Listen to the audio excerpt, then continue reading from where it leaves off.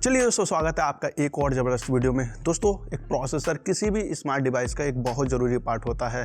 फिर वो smart device चाहे मोबाइल हो, टैबलेट हो या फिर लैपटॉप ही क्यों ना हो, या फिर इनके अलावा कोई दूसरी स्मार्ट डिवाइस क्यों ना हो, हर किसी में आपको एक प्रोसेसर देखने को मिलता है। दोस्तों, फ़ोन में जो प्रोसेसर यूज किया जाता है उसकी परफॉर्मेंस बहुत सी चीज़ों पर डिपेंड करती है, जैसे कितनी टेक्नोलॉजी नोड पर ये प्रोसेसर बना है, प्रोसेसर की क्लॉक स्पीड क्या है, कितने कोर का प्रोसेसर है, और इन पैरामीटर के अलावा भी और भी पैरामीटर होते हैं जिन पर परफॉर्मेंस डिपेंड करती है। दोस्तों, एक प्रोसेसर अलग अलग टेक्नोलॉजी नोड पर बना होता है, जैसे 12 नैनोमीटर, 10 नैनोमीटर, 7 नैनोमीटर।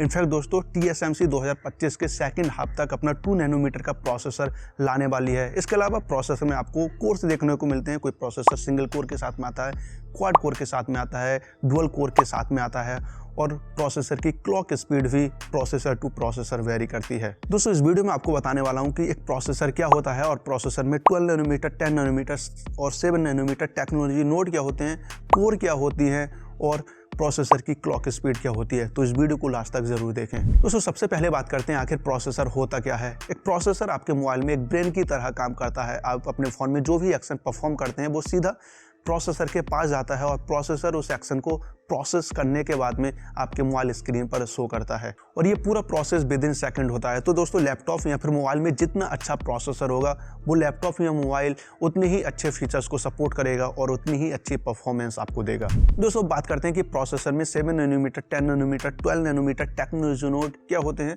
दोस्तों, इस समय 3 नैनोमीटर टेक्नोलॉजी के प्रोसेसर आने लगे हैं, क्योंकि एप्पल की लेटेस्ट सीरीज के 2 smartphone iPhone 15 Pro, iPhone 15 Pro Max में आपको A17 Pro चिपसेट देखने को मिला था। ये chipset 3 nanometre technology based chipset था। दोस्तों, प्रोसेसर में नैनोमीटर को समझने के लिए आप समझें कि एक प्रोसेसर बहुत से ट्रांजिस्टर से मिलकर बना होता है।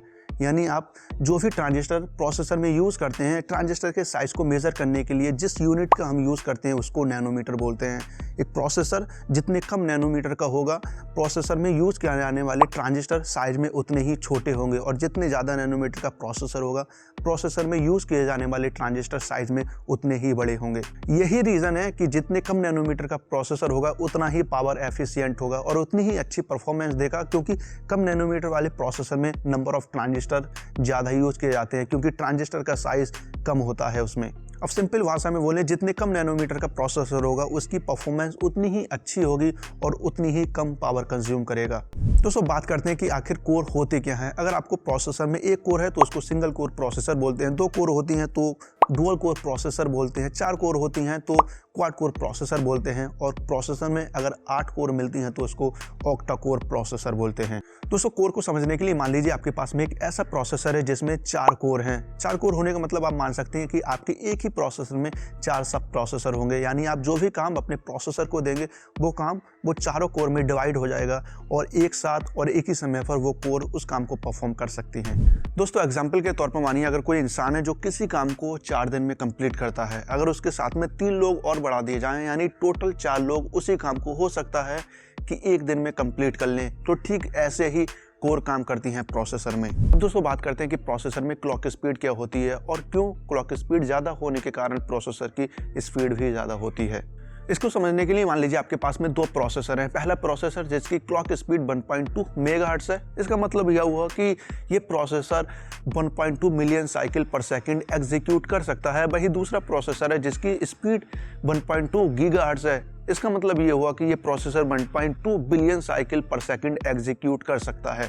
इसका मतलब ये हुआ कि प्रोसेसर में जितनी ज़्यादा क्लॉक स्पीड होगी उतनी ही साइकिल्स पर सेकंड एग्जीक्यूट हो सकती हैं, यानी प्रोसेसर की स्पीड भी उतनी ही ज़्यादा होगी।